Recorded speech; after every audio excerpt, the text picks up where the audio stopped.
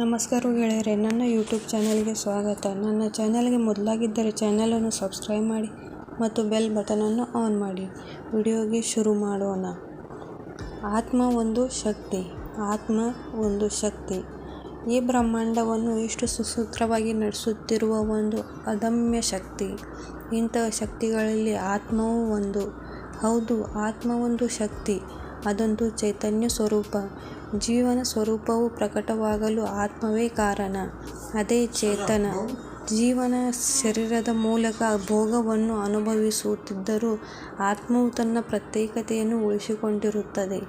ದೇಹದಿಂದ ಆತ್ಮವು ಹೊರಬಂದ ಕೂಡಲೇ ಭೋಗವನ್ನು ಅನುಭವಿಸುತ್ತಿದ್ದರೆ ದೇಹ ಜಡವಾಗುತ್ತದೆ. ಸಾವು ಎನ್ನುವುದು ದೇಹಕ್ಕೆ ಇರುವುದು ಹೊರತು ಆತ್ಮಕ್ಕೆ ಅಲ್ಲ. ಆತ್ಮ ಸೃಷ್ಟಿ ಚೈತನ್ಯದ ಭಾಗ.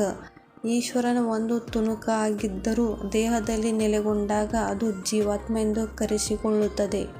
ಇಂತಹ ಜೀವಾತ್ಮಗಳ ಒಟ್ಟು ನೆಲೆಯಾಗಿರುವುದು ಪರಮಾತ್ಮ. ಪರಮಾತ್ಮ 9 ಗುಣಾಂಕಗಳಿಂದ ಹಾಗೆ.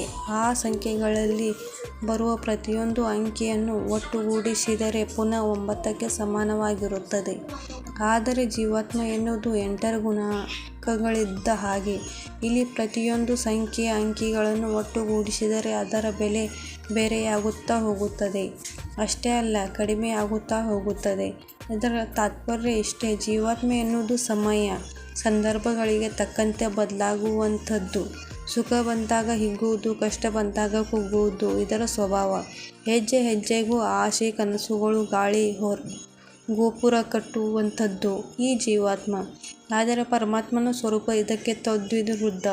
ಸರ್ವ ಸಂದರ್ಭಗಳಲ್ಲೂ ಸ್ಥಿತ ಪ್ರಜ್ಞತಂತಿರುವುದು ಈ ಪರಮಾತ್ಮ. ಪರಮಾತ್ಮ ಎನ್ನುವುದಕ್ಕೆ ಆಸೆ ಆಮಿಷಗಳಿಲ್ಲ. ಹಾಗಾಗಿ ಪರಮಾತ್ಮನಿಗೆ ಪ್ರಥಮ ಸ್ಥಾನ, ಜೀವಾತ್ಮನಿಗೆ ಕೊನೆಯ ಸ್ಥಾನ. ಹಾಗಾಗಿ ಸಾಮಾನ್ಯ ಜೀವಾತ್ಮ ಪರಮಾತ್ಮನಲ್ಲಿ ಲೀನವಾಗಲು ಪ್ರಯತ್ನಿಸಬೇಕು. ಅದಕ್ಕೆ ಶಕ್ತಿ ಮೀರದ ಪ್ರಯತ್ನ ಬೇಕು. ಅದು ಎಲ್ಲರಿಂದಲೂ ಸಾಧ್ಯವಿಲ್ಲ.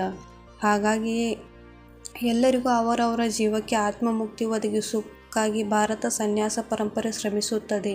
ಜೀವಾತ್ಮವನ್ನು ಪರಮಾತ್ಮನಲ್ಲಿ ಐಕ್ಯಗೊಳಿಸುವ ಸಾರ್ಥಕ ಕಾರ್ಯದಲ್ಲಿ ನಿರತರಾಗಿದೆ. ಹೀಗಾಗಿ ಎಲ್ಲರೂ ತಮ್ಮ ಆತ್ಮವನ್ನು ಪರಮಾತ್ಮನಲ್ಲಿ ಲೀನಗೊಳಿಸಲು ಪ್ರಯತ್ನಿಸಬೇಕು. ಈ ವಿಡಿಯೋ ಚೆನ್ನಾಗಿ ಅನಿಸಿದರೆ ಚಾನಲನ್ನು ಸಬ್ಸ್ಕ್ರೈಬ್ ಮಾಡಿ ಮತ್ತು ಆತ್ಮ ಒಂದು ಶಕ್ತಿ ಎಂದು ಕಮೆಂಟ್ ಮಾಡಿ. Thank you for watching.